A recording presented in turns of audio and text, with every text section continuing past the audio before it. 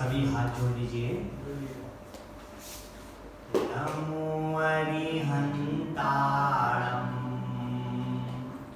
नमो सिद्धाणं नमो आयर्याणं नमो वज्रायाणं नमो लोये सवसागुणं मोक्षमार्गस्य नेतारं भेत्तारं कर्मभूभृतां ज्ञातारं विश्वतत्त्वानां वन्दे तद्गुणलब्धये वन्दे तद्गुणलब्धये वन्दे तद्गुणलब्धये। बोलिए बैंकॉक मंदिर मूलनायक महावीर भगवान की जय हो। बोलिए संत शिरोमणि आचार्य गुरुवर विद्यासागर जी महाराज की जय हो। बोलिए पर्वाधिराज पर्युषण महापर्व की जय हो। बोलिए उत्तम तप धर्म की जय हो। आज हमारा उत्तम तप धर्म का दिन है। उत्तम तप किसको कहते हैं, वास्तव में तप के फल का भाव क्या होता है और उत्तम तप करने से हमारी गति कैसी होती है, आज हम बात करेंगे उस पर। तप किसको कहते हैं? तप कहते हैं अपनी इच्छाओं को रोकना, अपनी इच्छाओं को वश में रखना, वो तप है। इच्छा निरोधो तपा, मतलब अपनी इच्छाओं को वश में करना, वो तप है। और तप का भाव क्या है? वो तप का जो भाव है वो मोक्ष है। तप किस लिए किया जाता है? संसार के सुख के लिए या मोक्ष के जाने के लिए, अपने कर्मों को काटने के लिए या संसार को मांगने के लिए? अपने कर्मों को काटने के लिए, हमारी इस गति में सदगति हो, ऐसी भावना से हम तप करते हैं। ऐसी भावना से ही तप करना चाहिए। तप का मात्र एक ही भाव होना चाहिए। क्या क्या भाव होना चाहिए? कि हम तप कर रहे हैं, इस थोड़ी देर के लिए ही सही, थोड़े दिनों के लिए ही सही, अपने जीवन को संयमित करने के लिए, अपने जीवन को कल्याण के लिए और अपने जीवन में धर्म धारण करने के लिए। तप से क्या फायदा है?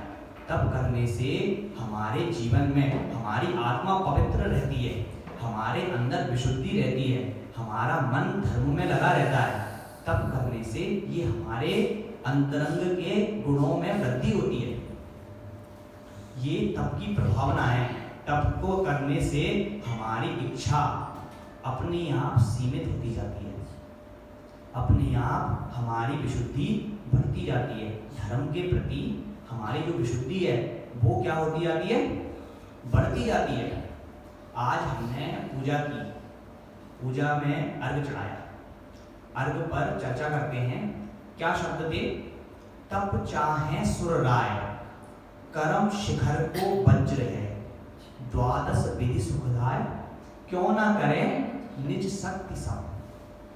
तप चाहे सुर राय, तप चाहते हैं सुर मतलब देव। देव गति में जितने भी देव हैं, चार तरह के होते हैं देव: भवनवासी, व्यंतर, वैमानिक और ज्योतिषी। तो जो चार प्रकार के अनंत जो तरह के भेद होते हैं ना इनके, और इतने सारे देव हैं, वो सब देव तप चाहते हैं। क्यों चाहते हैं? क्योंकि देव गति में तप है ही नहीं।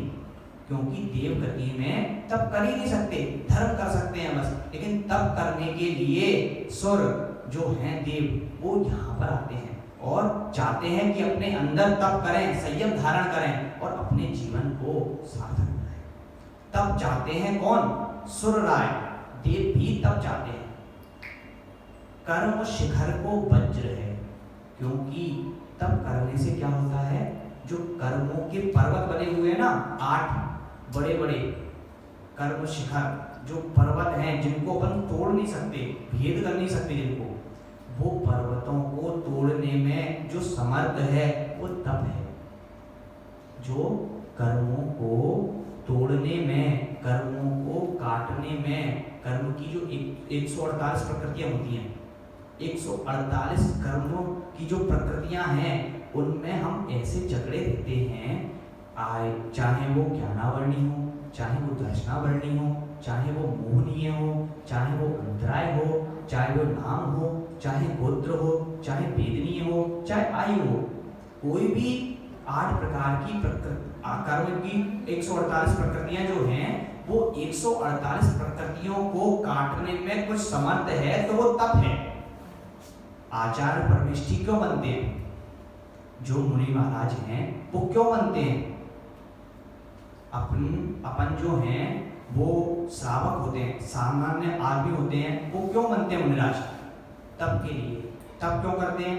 अपने कल्याण के लिए। कल्याण कैसे होगा? तप से। तप चाहे सुरराय, कर्म शिखर को वज्र है, 12 विधि सुखदाय, 12 प्रकार का होता है तप। क्यों ना करे निज शक्ति सम, अपनी शक्ति के अनुसार क्यों नहीं करो? जब 12 प्रकार का तप है और तप से कल्याण होता है, आत्मा की विशुद्धि बढ़ती है और हमारा मन धर्म में लगता है, तो हम क्यों नहीं करें तप? अब तप करने के लिए मुनिराज चाहे मनुष्य गति के हों, चाहे जो देव गति के देव हैं वो। एक बार क्या हुआ कि महावीर भगवान का समवसरण विपुलाचल पर्वत पर आया। विपुलाचल पर्वत पे आया तो जो वहां के राजा हैं उनको बहुत ही खुशी हुई कि भैया आज तो तीर्थंकर का स्वयं समवसरण चलकर हमारे नगर में आया है, हमारे राज्य में आया है और हमारे तो क्या है भाग्य खुल गए। लेकिन उनकी जो भावना थी, उनकी भावना उनकी दिव्य ध्वनि खिलने की, सुनने की नहीं थी। उनकी जो भावना थी वो ये थी कि हम आज बताएंगे कि जो विपुलाचल पर्वत का राज्य है वो कैसा है और उसकी जो महिमा है वो कितनी महान है।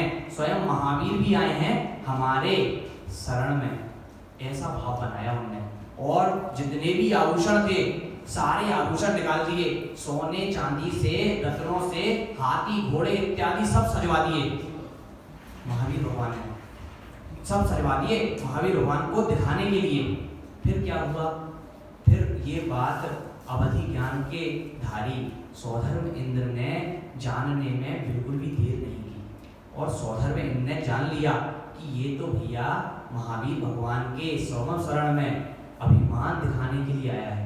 तो उनके आने से पहले रास्ते में सौधर्म इंद्र ही क्या हुआ, अपनी जो चतुर्निकाय सेना होती है ना, सारे प्रकार के देव, सारे प्रकार के हाथी घोड़े, सारा वैभव और सारे क्या कहते हैं ऐरावत हाथी सहित आ गया। जब आया तो सारा अभिमान जो उस राजा का था, वो राजा का सारा अभिमान क्या हो गया, चूर हो गया। चूर क्यों हो गया? क्योंकि उसका जो समवसरण क्या शोभा थी और उस सौधर्म इसकी जो शोभा होती है ना सौधर्म इंद्र की, वो सौधर्म इंद्र देवों में सबसे बड़ा होता है और उनकी शोभा अद्वितीय होती है। मतलब बताने में हम समर्थ नहीं है, इतनी शोभा होती है और एक राज्य के राजा की सीमित शोभा होती है। तो वो जब आया तो उनका राजा का जो अभिमान था, जो गर्व था, वो चूर हो गया।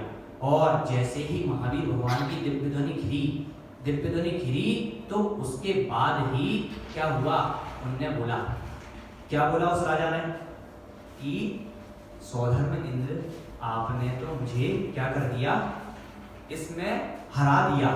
अभिमान मतलब जो उनकी माया थी, जो इतनी सारी सेना संपत्ति समृद्धि थी, उनमें तो आपने मुझे हरा दिया, लेकिन अब मैं क्या करूंगा, तप के प्रभाव से दिगंबरी दीक्षा धारण करूंगा। क्या करूंगा? दिगंबरी दीक्षा धारण करूंगा, क्योंकि सौधर्म इंद्र तो देव है और वो जो राजा था वो कौन था, मनुष्य था। तो सौधर्म इंद्र के सामने उन्होंने बोला कि मैं तो दिगंबरी दीक्षा धारण करूंगा। तो दिगंबरी दीक्षा धारण करने के लिए वो चले गए महावीर भगवान के समावसरण में। असंख्यात जीव उनकी दिव्य ध्वनि से तर रहे थे उस समय, और उनने भी दीक्षा ले ली और अपना कल्याण कर लिया। और जैसे ही उनने दिगंबरी दीक्षा धारण की तो दिगंबरी दीक्षा के प्रभाव से क्या हुआ कि स्वधर्म इंद्र भी उनसे क्या हुआ, उनको नमस्कार करने आया, उनकी वंदना करने आया, उनकी पूजा करने आया और कहा कि भैया हम तो आपके सामने कुछ भी नहीं है, आपने तो हमें क्या कर दिया है, बहुत नतमस्तक कर दिया है, क्योंकि आपके पास जो निधि है वो निधि हमारे पास नहीं है, और उनके पास जो निधि है उसका नाम तप है। 12 तरह के तप होते हैं, 6 प्रकार के बाह्य तप, 6 प्रकार के अंतरंग तप। बाह्य तप कौन कौन से होते हैं? अनशन, उन्मूदन, वृत्ति परिसंख्यान, रस परित्याग, विविक्त संयासन और काय क्लेश। अनशनाव, मोदर्य, वृत्ति परिसंख्यान, रस परित्याग, विविक्त संयासन, काय क्लेशम, बाह्यम तपा। और 6 प्रकार के अंतरंग तप कौन कौन से होते हैं? प्रायश्चित, विनय, वैयाव्रत, व्युत्सर्ग, ध्यान। और प्रायश्चित, विनय, वैयाव्रत, व्युत्सर्ग और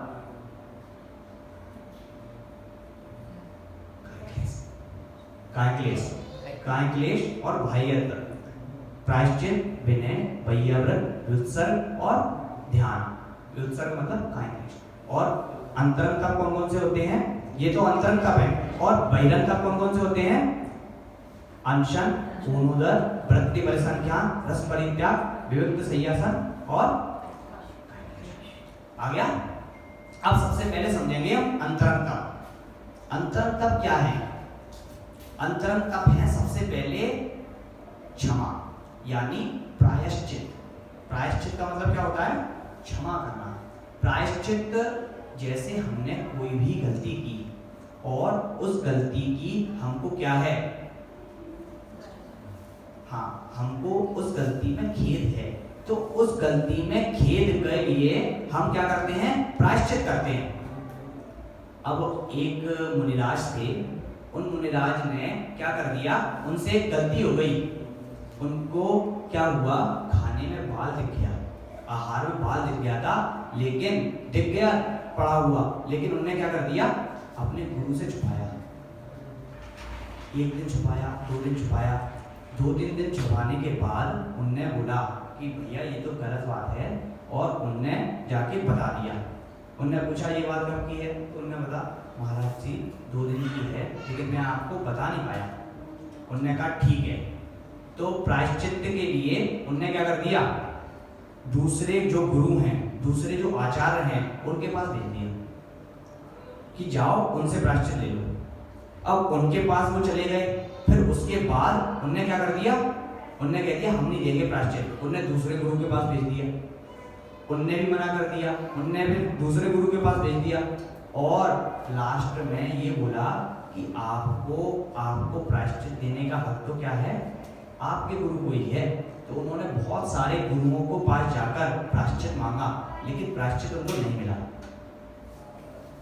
फिर उसके बाद उन्होंने बोला कि जब आपको ही प्रायश्चित देना था और आपको ये बात पता थी, तो आपने ये क्यों बोला कि दूसरे गुरुओं से प्रायश्चित ले लो। तो उन्होंने कहा यही तुम्हारा क्या है, फल है प्रायश्चित का, आपका प्रायश्चित पूर्ण हो गया, क्योंकि आपने क्या किया है, ये बात छुपाई।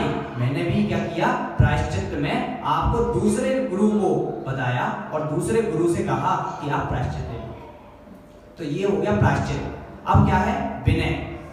विनय का मतलब होता है विनम्र परिणाम, है ना। अपन बोलते हैं ना, विद्या ददाति विनयम, विनया ददाति पात्रताम, पात्रताम धर्माप्नोति, धनादि धर्मस्तत् सुखम। मतलब विद्या से विनय आती है और विनय से पात्रता आती है, पात्रता से धन आता है और धन से सुख आता है। और जो विद्या है वो हमारे लिए उनको ही मिलती है जिनके परिणाम सदैव विनयवान होते हैं। उनको विद्या जो है अंतरंग तक, नीचे तक, अपने हृदय तक उतरती है उनके, और जिनके अकड़ के, जो जिनके अंदर अकड़ होती है, वो ग्रहण नहीं कर पाते विद्या को। ये विनय का प्रभाव है, विनम्र परिणाम। ये क्या है, अंतरंग तप है, जो हमारे अंदर होते हैं। प्रायश्चित, विनय। अब आता है वैयावृत्य। वैयावृत्य तप क्या है? वैयावृत्य मतलब होता है कि जिसको किसी भी वस्तु की आवश्यकता है, किसी की सहायता करना, ये क्या है? वैयावृत्ति है। वैयावृत्ति सदैव हमारे जीवन में भावना अच्छी रखती है। जैसे श्री कृष्ण ने मुनिराजों की वैयावृत्ति की, मुनिराजों की वैयावृत्ति करी थी श्री कृष्ण ने, तो उनका प्रभाव क्या हुआ? सदैव वो क्या करते थे? हमेशा दूसरों की सेवा करते थे, मुनिराजों की दवाई देते थे, उनकी है ना, उनकी सेवा शुश्रूषा करते थे, उनको कोई भी चीज की आवश्यकता होती थी वो देते थे। तो उसके प्रभाव से उनको तीर्थंकर प्रकृति का बंध हुआ। केवल उन्हीं की वजह से उनको तीर्थंकर प्रकृति का बंध हुआ, केवल वैयावृत्ति के प्रभाव से। अब आगे चलते हैं। स्वाध्याय। स्वाध्याय जो है उसको हम ऐसे समझ सकते हैं कि स्व अध्याय, अपने आप को ही जानना, अपने आप की ही बात करना, ये क्या है? स्वाध्याय है। मतलब शास्त्रों का पढ़ना, पढ़ाना, सुनना, सुनाना, लिखना, लिखाना, ये सब क्या है? स्वाध्याय है। अभी हम क्या कर रहे हैं? स्वाध्याय कर रहे हैं। और स्वाध्याय परम तप, स्वाध्याय को हम परम तप कहते हैं, क्योंकि स्वाध्याय से हमारे सारे तप क्या होते हैं? समझ में आते हैं। हमारे जो सारे तप हैं वो समझ में आते हैं, इसीलिए स्वाध्याय को परम तप कहा है। अब आगे चलते हैं। व्युत्सर्ग। व्युत्सर्ग का मतलब होता है ममत्व का त्याग। क्या होता है? ममत्व क्या होता है? ममत्व मतलब होता है जिस पर हमारा भाव हो। कैसा? जिस पर हमारा लगाव हो, जिस पर हमारे क्या हो? लगाव मतलब हमारी वो हो कि ये इस पे हमारा क्या है? राग है, राग है। तो वो राग ही क्या है? ममत्व है। और जो ममत्व है ना, वो हमारे अंदर स्व और पर, जो स्व और पर होता है ना, स्व मतलब होता है मैं, और पर मतलब होता है मेरे अलावा और कोई। स्व मतलब होता है मैं, मतलब मेरी आत्मा, और पर मतलब क्या होता है? जो दूसरी दुनिया है ना पूरी, मेरे अलावा, वो सब पर है। तो स्व और पर का जो भेद विज्ञान है वो किससे होता है? किससे होता है? व्युत्सर्ग से, है ना। ममत्व का त्याग। अब जाप, ध्यान। ध्यान जो होता है मन को केंद्रित करके जिस वस्तु पर रखा जाए, उस वस्तु को पूर्ण तरह से जानना, उसका चिंतन करना, ये ध्यान कहलाता है। किसको कहते हैं? ध्यान। हमारा किसी भी, जैसे हमने महावीर भगवान की जाप किया, महावीर भगवान का ध्यान करता है। बहुत जगह पर तीर्थ क्षेत्रों पर ध्यान केंद्र बने होते हैं ना, एक मूर्ति बनी होती है, उसका हम ध्यान करते हैं, बहुत ही अच्छा माहौल होता है, और उस पर हम जब ध्यान करते हैं तो वो ध्यान क्या करता है? हमारे जीवन में सबसे लास्ट तप है और सबसे बड़ा तप है। ये जो ध्यान है वो क्या है? सबसे बड़ा तप है। अनशन जो है, उपवास, उस पे उसका इतना प्रभाव नहीं है जितना प्रभाव ध्यान का है। अनशन मतलब क्या होता है? उपवास। यही तो होता है अनशन का मतलब। अनशन मतलब क्या होता है? उपवास। उपवास का मतलब क्या होता है? आत्मा में लीन होना। और उपवास का मतलब मात्र ये नहीं है कि हम भोजन ना करें और पूरे दिन क्या करें? संसार में लगे रहें, अपने आत्मा का ध्यान। उपवास मतलब क्या है? आज हमारा उपवास है तो हम क्या करते हैं? खाना छोड़ देते हैं बस, और कुछ नहीं करते। दो बच्चे थे, वो घर में बैठे थे। एक का क्या था? उपवास था, और एक का क्या था? एकासन था।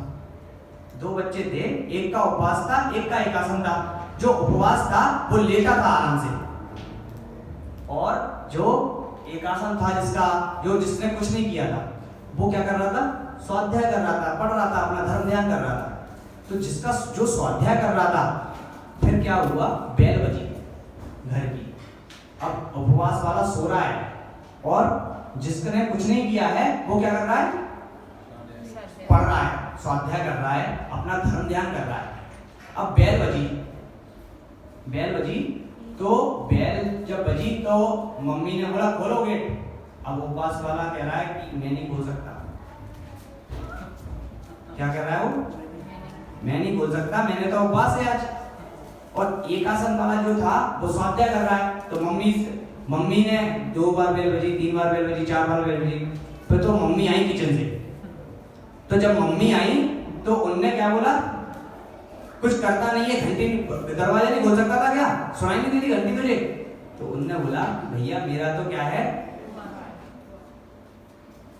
उपवास है। तो उनने कहा ठीक है।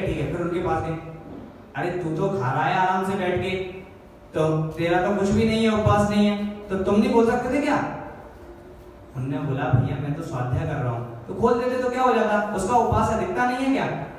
तो ऐसे उपवास का फल मानते हैं हम कि उपवास मतलब होता है भोजन नहीं करना, जबकि उपवास जो है उससे बड़ा तब एक ऊनुदर है।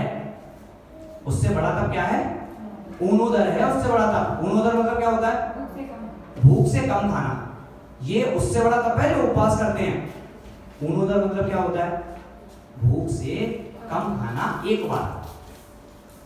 अब जैसे बहुत सारे जो अपने आचार परनिष्ठी हैं तो वो नियम लेते हैं, तो वो क्या करते हैं? एक हफ्ते तक, एक महीने तक, 20 दिन तक क्या करते हैं? उपवास रखते हैं। फिर क्या करते हैं? 7 दिन के बाद उपवास किए, फिर उसके बाद क्या किया? 1 दिन आहार किया, आहार में थोड़ा सा जल लिया या थोड़ा सा भोजन लिया, और फिर आ गए। फिर 20 दिन का उपवास कर लिया, फिर 1 हफ्ते का उपवास कर लिया। तो फिर जब उपवास करते हैं वो, तो लोग जो सोचते हैं वो ये सोचते हैं कि भैया अगर 1 दिन बीच में और नहीं खाते ना ये, तो पूरा रिकॉर्ड बन जाता 2 महीने का। 2 महीने का रिकॉर्ड बन जाता कि 2 महीने तक लगातार उपवास किए इनने।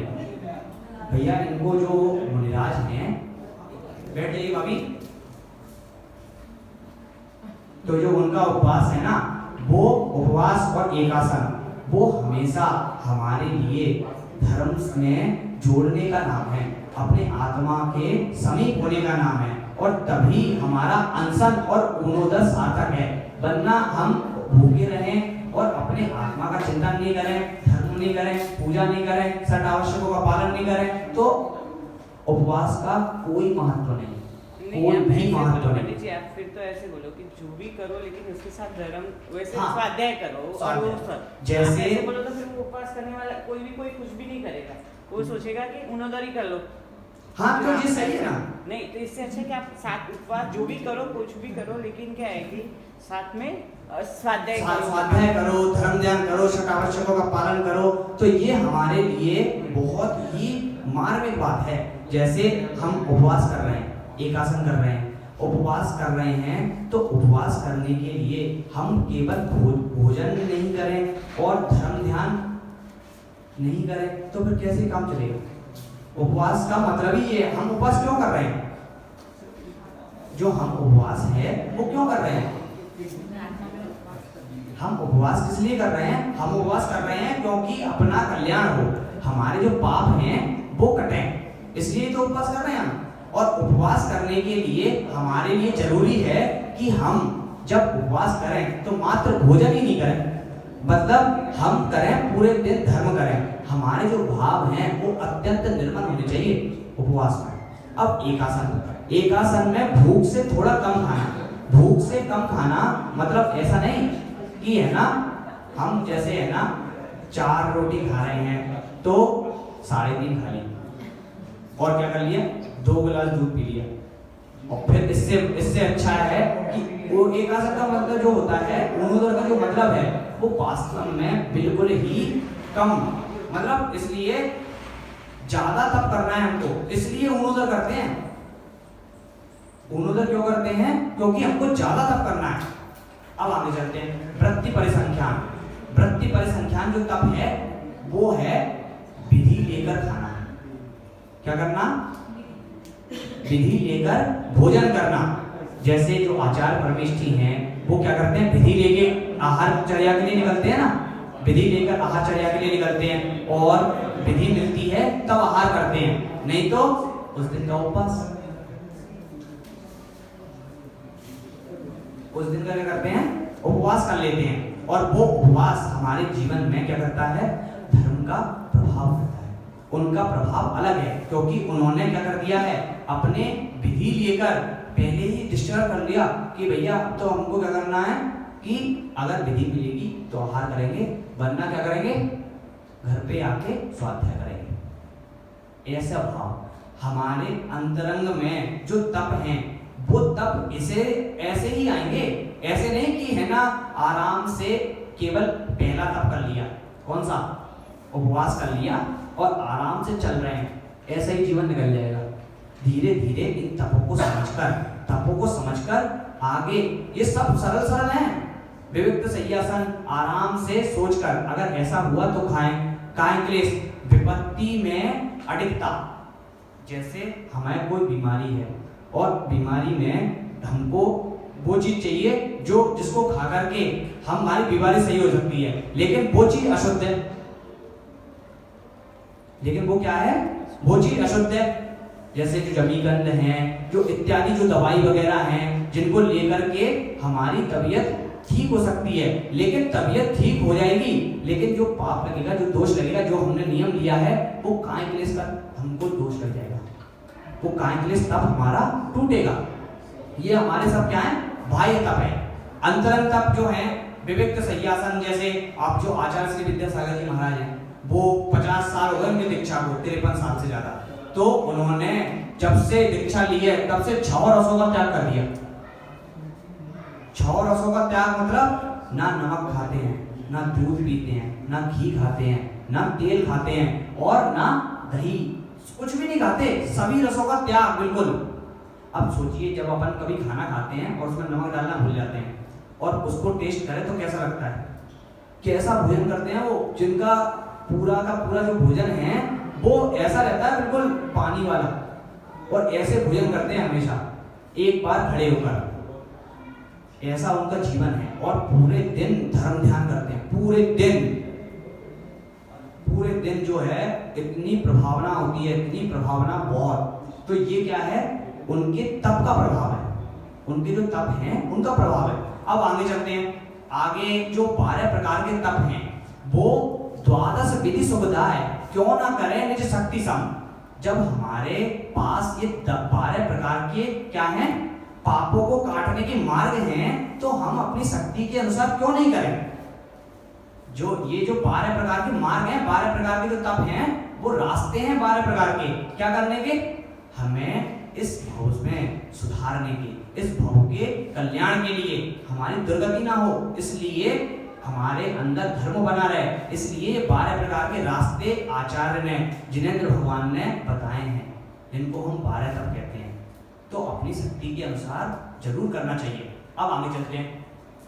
उत्तम तप सब माही बखाना, कर्म शैली को वज्र समाना, असुर अनादि निरोध मझारा, पशुधन धारा। उत्तम तप सब माही बखाना, उत्तम तप को सभी ने बखान किया है, सबको बताया है कि वास्तव में उत्तम तप का जो भाव है वो मोक्ष के लिए होता है। तप हम क्यों करते हैं, हमारी भावना संसार की चीजें, वस्तु मांगने के लिए, दिखावटी करने के लिए, ये तप नहीं है, ये तप नहीं है, ये तो तपों में दोष है। बल्कि इससे तो ना करो तो अच्छा है, इससे तो दिखाने से क्या फायदा है, क्यों दिखाना है, क्यों अपने अंदर दोष लगाना है। जबकि हमको तप के प्रभाव, जो तप का जो स्थान है, उसकी गरिमा में क्या हो रहा है कि कलंक लग रहा है। अगर हम कोई भी तप कर रहे हैं दिखाने के लिए, तो उसकी गरिमा में कलंक लग रहा है। तो उत्तम तप सब माही बखाना, कर्म शैल को वज्र समाना। जो कर्म के पर्वत हैं वो वज्र के समान हैं, और उस वज्र के समान पर्वतों को तोड़ने में अगर कोई समर्थ है तो वो क्या है, उत्तम तप है। वस्यो अनादि निगोध मझारा, भू विकलत्र पशुतन धारा। बहुत सरल है, हम पहले बहुत ज्यादा दुख देख चुके हैं, निगोध के, भू विकलत्र के, भू मतलब जमीन के, बहुत सारे दुख देख चुके हैं पहले ही। तो अब हमको क्या है, ये जो मनुष्य गति मिली है इसका सदुपयोग करना चाहिए। इसका क्या करना चाहिए? सदुपयोग करना चाहिए। इतनी अच्छी देखो जगह पर हैं हम, इतना अच्छा है सब कुछ, सब लोगों के पास कोई भी चीज की कोई भी कमी नहीं है, सब लोगों के पास कोई भी चीज की कोई भी कमी नहीं है। और ये किस लिए है? ये किस लिए है? ये बस इसीलिए है कि हम अपने कल्याण में और अपने धर्म में अपने तप के प्रभाव से, इन पर्युषण पर्व के प्रभाव से क्या करें? अपना कल्याण कर लें, अपना गति को सुधार लें, अपनी गति को सुधार लें। इसीलिए तो ये सब मिला है, नहीं तो फिर मिलेगा या नहीं इसकी गारंटी नहीं है, क्योंकि हम ये सब नहीं करेंगे तो नहीं मिलेगा कुछ भी। आगे चलते हैं। धारा मनुष्यतन महादुर्लभ सुकुल आयु निरोगता। जो मनुष्य तन है उसकी जो आयु है, सुकुल मतलब अच्छा कुल है, वो सब हमको प्राप्त हुआ है। निरोगिता मतलब निरोगी हैं हम सब। श्री जैन वाणी तत्व ज्ञानी भई विषय प्रयोगिता। जैन वाणी मिली है, तत्व की चर्चा मिली है, भई विषय प्रयोगिता, और सारे विषयों को समझने के स्पष्ट ज्ञान मिला है। हमारे जिनेंद्र देव ने सारी चीजें बताई हैं। और अब जब इतना अच्छा कुल मिला है, इतना अच्छी जाति मिली है, इतने अच्छा भाव मिला है, इतनी अच्छी जगह पर है, सब कुछ मिला है, तो हमको ये तप नहीं करें, अपना धर्म नहीं करें तो फिर क्या फायदा? अगर हमारे अंदर जैन धर्म को धारण करने के लिए ये तन है और आत्मा हमारी पवित्र है, और इन आत्मा में जब हम ऐसे ही पूरे 1 साल से लेकर 70 साल तक 80 साल तक 90 साल तक 100 साल तक ऐसे ही बिना समझे धर्म को निकालें तो कैसा हमारे भाव रहेंगे और कैसी हमारी गति रहेगी। इसलिए हमको अपने धर्म को धीरे धीरे समझना चाहिए और धीरे धीरे तप को धारण करना चाहिए। जो 12 प्रकार के तप हैं, अनशन, ऊनुदर, वृत्ति परिसंख्यान, रस परित्याग, विविक्त संयासन, काय क्लेश, प्रायश्चित, विनय, वैयाव्रत, व्युत्सर्ग, ध्यान, है ना, स्वाध्याय। तो ये सब है ना जो 12 वेद है ना, इन 12 वेदों को धीरे धीरे, ज्यादा कठिन नहीं है और ज्यादा कुछ करना भी नहीं है, अपनी शक्ति के अनुसार करना है। अगर समय हो तो अपनी शक्ति के अनुसार धीरे धीरे धीरे धीरे कर सकते हैं। कर सकते हैं ना कि नहीं कर सकते? कर सकते हैं पक्का? ठीक है, तो फिर कर लेंगे, करते हैं। कल से शुरू करते हैं, आज से शुरू करते हैं। इसी मंगलमय भावना के साथ बोले महावीर भगवान की जय हो। आगे बच्चे आए हैं पाठशाला के, तो अभी शुरू करते हैं। गर्वित पहले आरती कर, आरती